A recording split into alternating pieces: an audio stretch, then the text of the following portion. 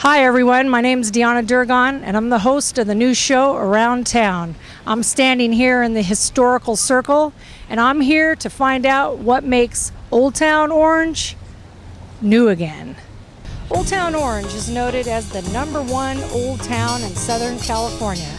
Old Town Orange has also been incorporated since 1888, but even though we use the word Old Town, it is constantly changing and it's improving with time.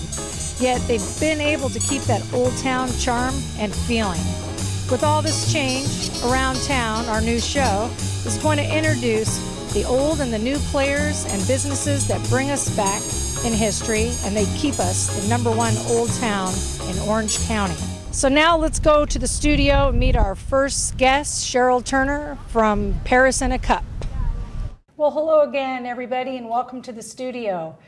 Tonight we're premiering our first show in the studio, and we have a lot to talk about, and our show's called Around Town.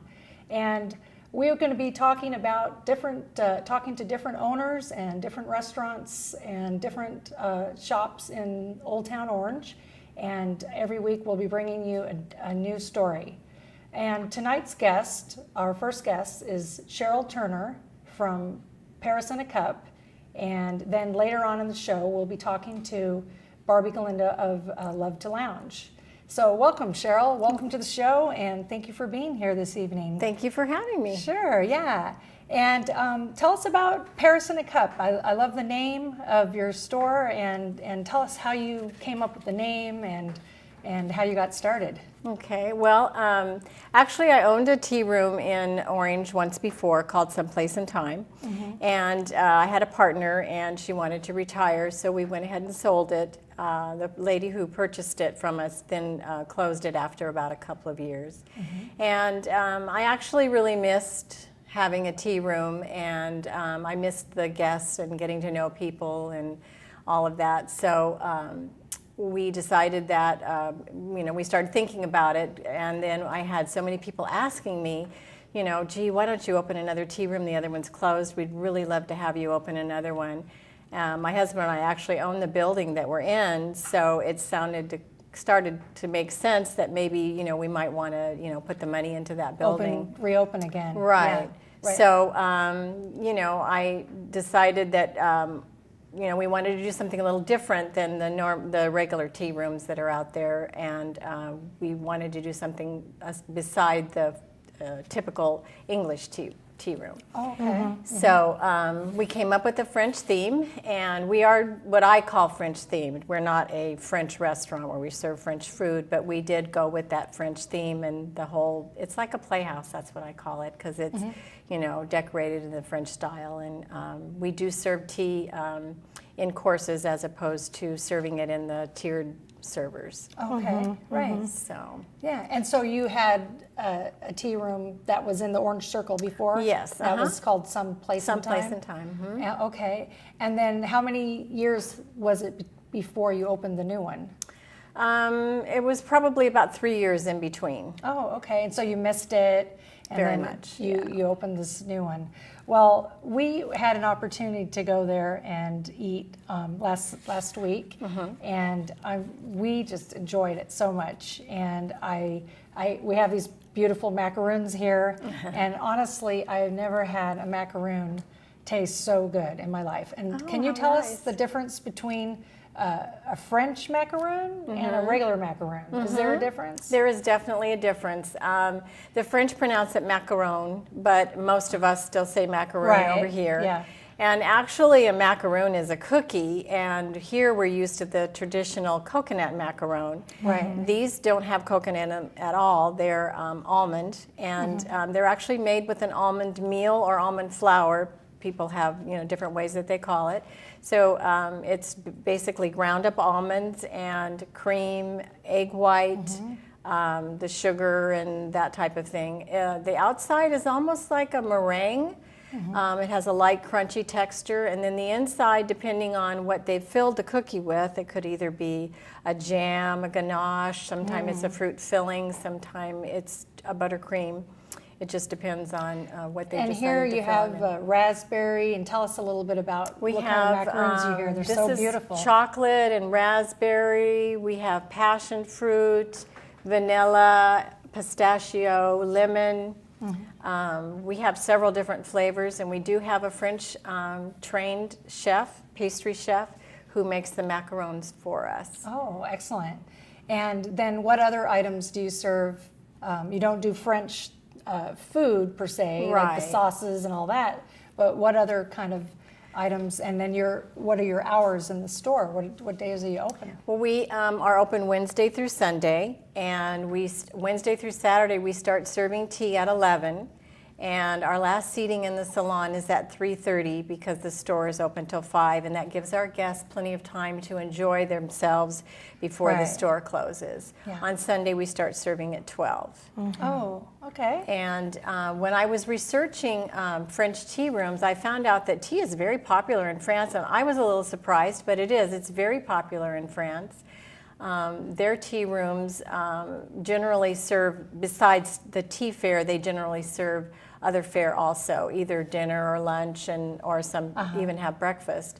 So we decided that we wanted to add lunch fare to our menu also. So we do have full lunch side of the menu that has entree salads, full-size sandwiches. We have our famous baked potato soup. And I had that, which I enjoyed thoroughly. Oh, good. I'm glad to and hear I that. think I think it's important that you bring up that there's more to the menu than just the tea. And as lovely and as delicious as these macaroons are, I think it's important that people know there's more to the tea room than just the tea and the macaroons. There's this Right. beautiful croissant sandwich I had with chicken salad with a little apricot in it, which was really delicious. And the soup, of course, which I think must be your specialty. It is. It is out of this world. Wonderful. And the Oh, service thank was you. just wonderful, and the detail that you have into picking out your glasses and the plates and just everything right down to the decor is just Oh, wonderful. thank you. And how did you find all those beautiful decorations in your restaurant? Well, when I was doing the research, I decided that I wanted to be have as much authenticity as possible without going to a full French fair. And I started contacting French importers and working with them for my glassware and my dishes. And then I got to know them, and then we got off onto importing teas and chocolates. And I also even have some little French souvenirs that I carry in the boutique section. So guests who are coming that want to take a little souvenir home from Paris in a cup, they can take a authentic French, or Paris souvenir. And I love that you have certain specialty teas you were telling us about earlier. One of them was about a tango in Paris. As soon as you mentioned it, I thought, oh, Marlon Brando. Yeah. Exactly. Kind of spicy, right? Yeah, What was- exactly. Well, I'm an old movie buff, so a lot of the things that we came up with, like the names of our teas and that type of thing, a lot of that came from old movies, and the Tango in Paris definitely came from that movie. It's a great tea that has chili pepper in it and pineapple. And you really don't taste that chili pepper, just a little bit at the end. And Sounds really interesting. it is, and Yeah. it's very good iced. We have a lot of people who really enjoy it Oh. iced. So it's very What good. other teas do you have that are named after movies or that are reminiscent of? Oh gosh, we have a Paris Garden, and we have some French tea makers that have some beautiful sounding teas, like Jardin Bleu, which is a nice. Sounds good. Yeah, it has a blue cornflower in it. So we just tried to come up with some themes that made it a little more romantic, and that. Like some of our actual teas are named after movie stars. Like Marie Antoinette. Yes, I we had have that that. one. It was really good. We have the Marie Antoinette and the Madame du Barry. We also have the Juliet, and that's after Juliet Prowse. Oh. And we have some, I'm trying to remember some of the other names. Anyway, we chose some names that would make it fun and a little more romantic. And now, who are your customers? Like, what kind of people come to your Well, it And never. is there a dress code? No, we don't have a dress code, but most of our guests do come in what I would say business casual, or and we do have some ladies who dress up. We get the Red Hat Society. I don't know if you're familiar with I them. think we saw them We saw there. some Red Right. Hat ladies. Yeah. And when they come in, the whole room is bubbling. I mean, we have so much fun. They have these great, wonderful, huge hats that they wear. Right. And so those ladies are on the top end of the scale dress-wise. Yes. And then we have people who come in and, they're just coming to comfort and get a little mini vacation, so to speak. And then a lot of mother and daughter come in. do. We met somebody who'd been to your restaurant, was a grandmother with her granddaughter, and she said that her granddaughter enjoyed it so much that she told her it was her best day in her life. She was a 9-year-old impressionable, and she just felt so special that it was the best day in her life. I think that's a real valuable thing to have, because true. So many young girls don't have sort of the bonding experience with their mother or their grandmother. And Exactly. the environment that you have in your restaurant is such a perfect place to have a real special moment with a mom or a grandmother. Right. Most places don't provide that, and it's a wonderful atmosphere. What about that. private parties? Can people reserve your restaurant for a private party, bridal showers, anything like that? We have lots of guests who do that, and at 30 guests, you can make the room private. It's yours. And we provide, of course, the menu for them, and we have the flowers on the table. We have some guests who bring little decorations that they want to put on the table, and we welcome them doing that. We ask the brides or the host, whoever's hosting the event, what color napkins they would like, and nice. we do have some chargers that go on the table for special events that coordinate with the napkins. So Now, we understand you're having a fundraiser for National Breast Cancer Awareness Month. We are. And why don't you tell us about that and maybe how people can, participate? Okay. This is something that we do every year. This year it's on Friday, October 8th. It's for breast cancer awareness, and this is a subject that's near and dear to my heart because I am a breast cancer survivor. And I like to give back as much as I can. I got a lot of help, so I would like to give back, and I try to do that every year. This year we're teaming up with Team Think Pink.